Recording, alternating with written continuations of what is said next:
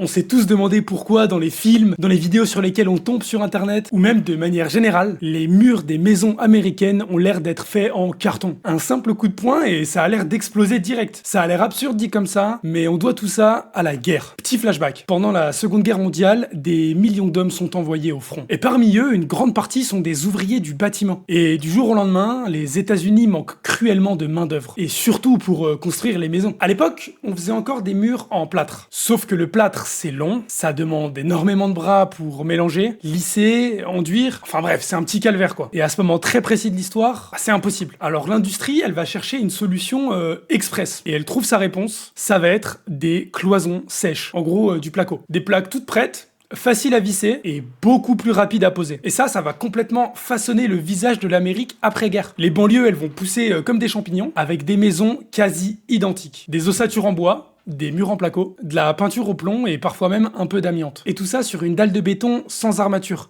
Parce qu'en fait, l'acier était déjà utilisé exclusivement pour les chars et d'autres composants nécessaires à la guerre tout simplement. Le résultat, c'est que 80 ans plus tard, tous ces quartiers existent toujours, les façons de faire aussi. Et du coup, ces fameux murs qui se pètent en un coup de poing, c'est l'héritage de cette course à la construction qui a été lancée en pleine guerre mondiale. Si l'histoire t'a intéressé ou que t'aimerais en apprendre plus, n'hésite pas à me le dire dans les commentaires et surtout à t'abonner.